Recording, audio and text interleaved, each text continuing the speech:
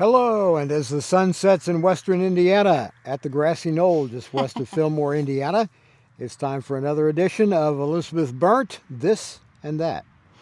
Welcome back, everybody. I'm here to discuss Severance Seasons 1 and 2. I love this series immensely, and it's extremely multi-layered. From the very beginning, from the opening of the first season into the second season, there are a lot of subtle hints as to what somebody might expect in the coming season, which I think even deepens the mystery and intrigue and just the unsettling nature of this whole entire thing. And give us the gist of what Severance is about. Well, Severance in and of itself, you've got a main character named Mark S, and he goes to work at Lumen, and then he'll come home, and it's almost as if he's living two different lives, and Because he is living two different lives. Severance is a process where they separate your brain so the right hemisphere no longer connects or talks to the left hemisphere. Right.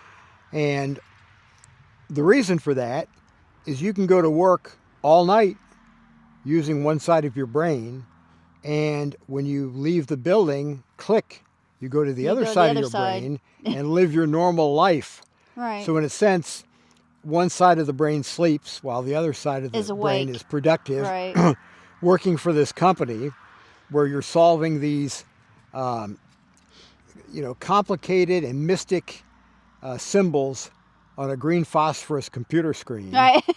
And there's a little bit that gets involved into that, but I'm not going to get into it because that's for the viewer to figure out in season 2. So it deals with the whole dynamics of, right. And the, I guess the, not so much legality, but the ethics. Of separating somebody's brain so they can work at night and, in a sense, enjoy their life. Well, enjoy loosely.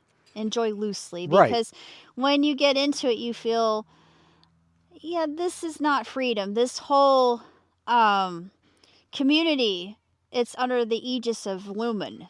And it's enslavement. So it's enslavement, yeah. It's like being a slave at your work. Right. Which some of us are.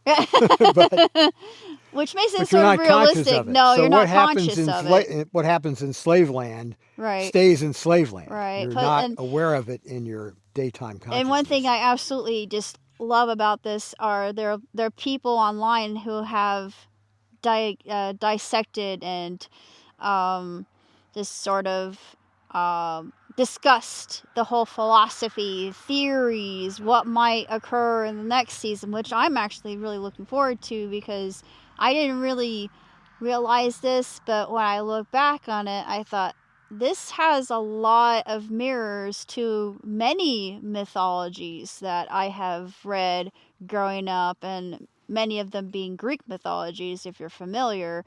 And I never thought of that until I came upon, I forget the name of the YouTuber, but she was very insightful, and her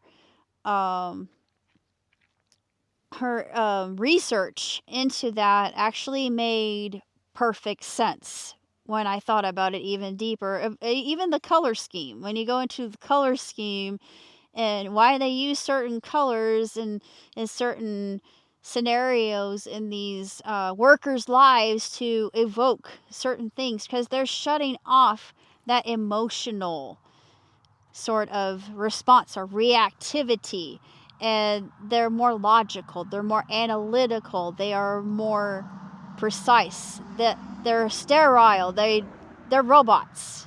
So it's a workforce without emotion. Well, they have emotion. I mean, they do, but and there are things that go on. But it's interesting. Yeah, I mean, they have emotional bonds with people within. Of course they do. Lumen, but it's very multi-layered.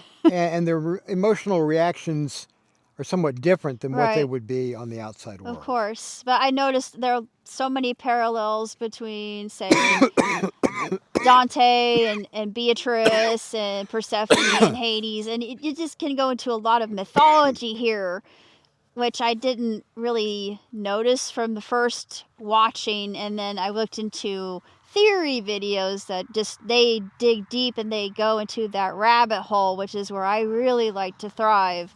And it clicked with me, and I thought, that's absolutely brilliant when you think about it really deeply. It's very philosophical, it's very heady, it's very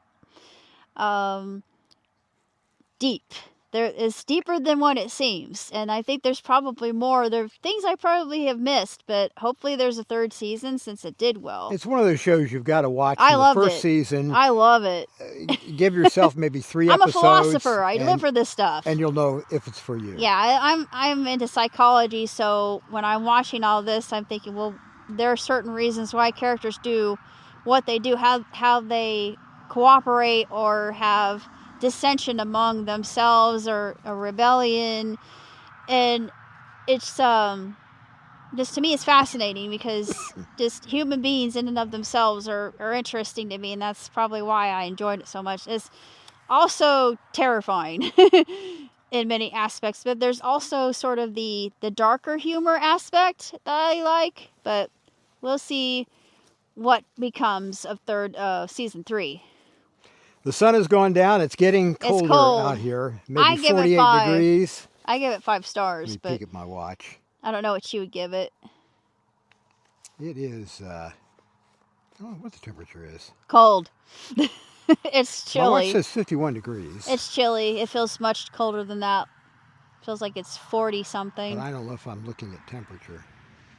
Oh, no, I'm way off. Yeah, you're I way think off. it's my amount of battery. Oh, 51%. It's 48 degrees. I was right. We had I a was high right. today of 55 here. Yeah, in the I was western part of right. I Indiana. knew it felt like 40 something. And I think this will be our last webcast of the day. Yeah, it's too cold. I think I inhaled a bug earlier. Are the bugs still out? Well, there are a few, not a lot. Most of them are probably dead or finding places to hibernate. So the sun has set. It is about, what time is it here? It's about 5:40. Yep, 5:40. Nautical twilight. So next time we're out Okay, here, no, we'll not do the some twilight. reviews if the weather's temperate enough. If not, we'll do some from the studio. We're revamping and rearranging the studio at home Yeah.